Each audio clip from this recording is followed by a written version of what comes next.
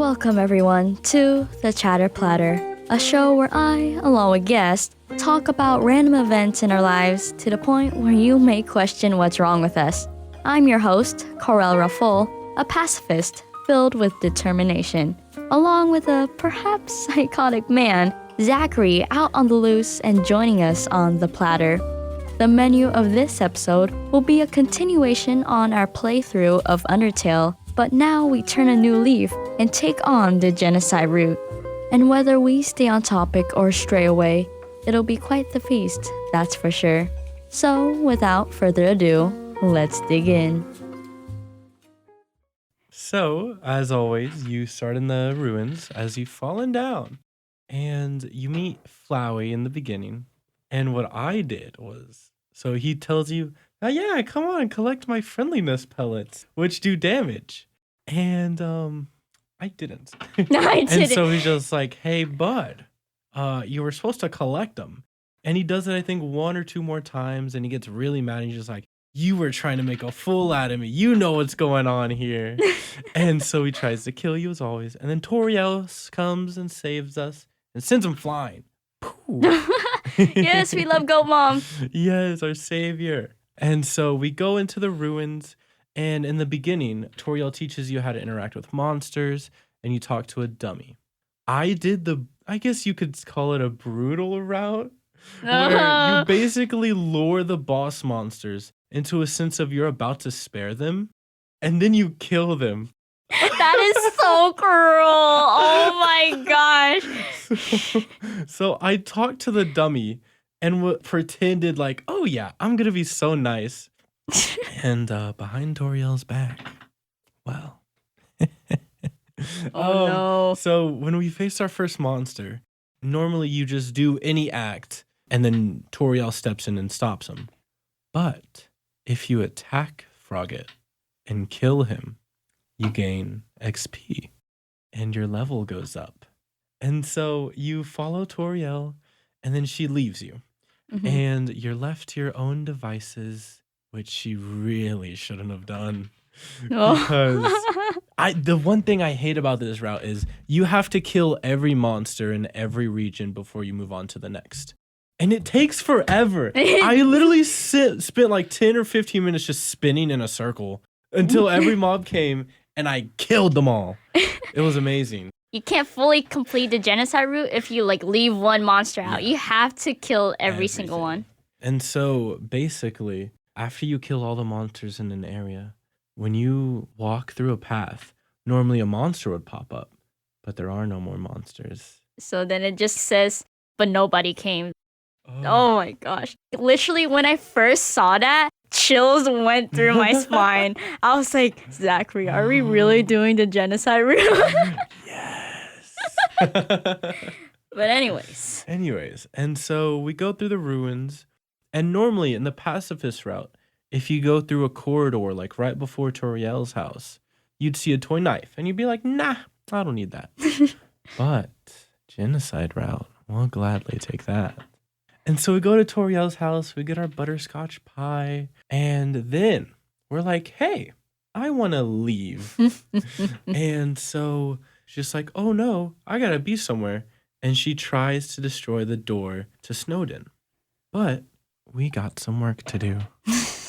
In the normal Toriel fight, you pretty much just keep sparing her until she feels bad and starts admitting about how she feels guilty because all the humans' childs before them died and she couldn't stop their deaths.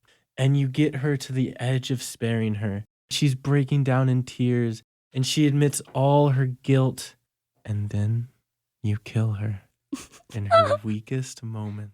And she has a special dialogue for that too. Yeah, she's just like, I've realized now I wasn't protecting you from them, but them from you.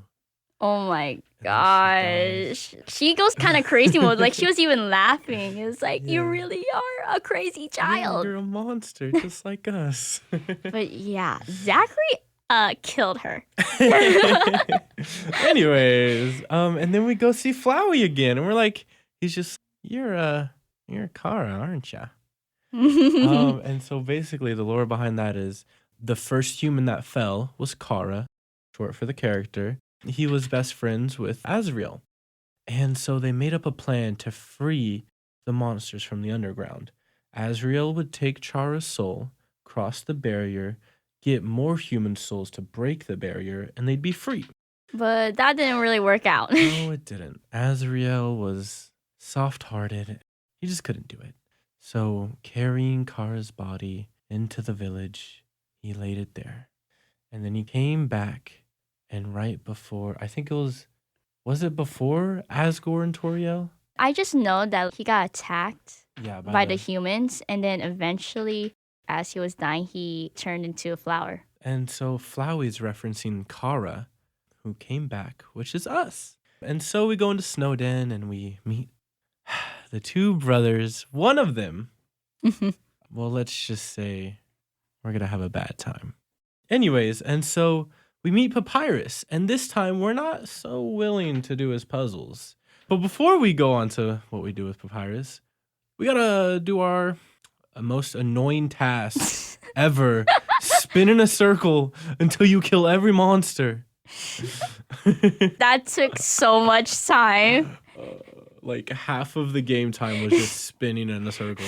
Just finding all the monsters. Let me just kill all of you. Anyways, after our dusty trail, oh, I do want to say this. In Snowden, there's a snowman. Oh. And you can pull a piece of snowman piece, and it heals pretty good HP. But the more you take away, the more the snowman falls. And every time you take a piece of him, he begs you to stop. But he can't beg if he's nothing but water in the snow. Guys. So, all that's left is a hat and carrot. And we move our way on to meet our buddy, good old friend Papyrus. Yeah, the guy that I died from so many times. And so he gives us this little spiel about how I believe in you. Even the worst person can change. He's really naive. Yeah. Because you know what happens next. Yep. We grab our trusty blade, swing it right, and poof. Right off his shoulders falls his head. And even in death, he's still like, I still believe in you. As we step on his skull and crush it to dust. Oh my gosh. Anyways. That's so sad. After our nice level up, we go into Waterfall, where we continue our killing spree. And a cool note about this is after you kill Papyrus, normally throughout the game, there are stations where Sans will be, but he's not there anymore. Yeah, he's kind of angry. Yeah, he is pissed. Like, he is mad. Well, we did kill his brother, but whatever. Yeah. Okay. It's part of the game. Exactly. So it takes everything so serious. Anyways, and so we go into Waterfall, continue our spinning until we kill all the monsters. Oh gosh. And then we go through, and I did this thing. So I forget, what is that singing lady called? The siren? Yeah, the siren. And she'll sing a melody. And if you compliment her enough, you can spare her. And so I complimented her singing and listened and clapped. Oh my God, you're so good. And then right before I could spare her, cut her vocal cords in half. Zackary's brutal. Like, literally. Oh my gosh. What? Like, the listeners are going to be like, is this kid a psycho? Like, literally. I am perfectly stable. What? I am. Let's continue. Anyways, partner, after we kill Siren, we meet Undyne. And instead of running, we bang bang chicka pow. And Genocide was my first time playing the game. And so I was so bad. I had to get Carl to help carry me. Oh, there's this kid, Monster Kid. And he follows us around. And normally we'd be nice to him, but we're not. After we get caught by Undyne, Monster Kid's there. He kind of stops our first encounter. But Monster Kid confronts us on a bridge. And he's like, hey, I'm going to fight you because you're a bad guy. And so he falls off a bridge. And instead of going to help pick him up, we go and finish the job. But Undyne gets in our way.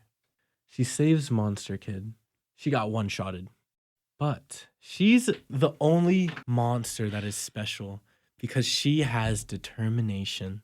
She refused to die. And so she gets this crazy anime power boost, comes back, full HP, boosted damage in HP, and Oh just my gosh. demolishes your hopes and dreams.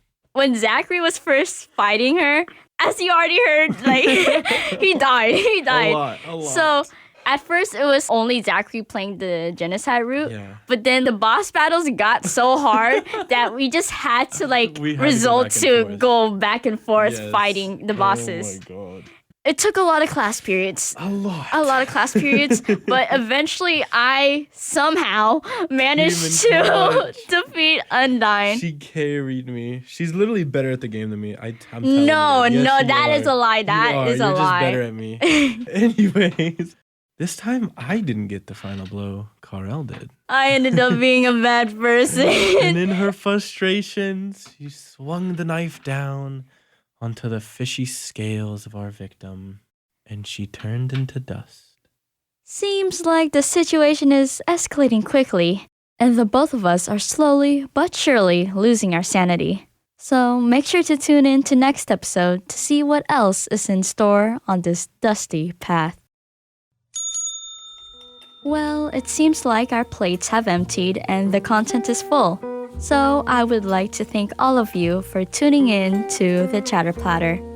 If you or someone you may know may be interested in listening to more of my content, you can tune in on Spotify, Apple Podcast, YouTube, and on podcast.com. The Chatter Platter also has an Instagram to keep you in touch. Just search side.platter. And if you would like to come chatter with me or share some episode ideas, feel free to leave a comment, message, or a review, as well as follow to feast on more random stories.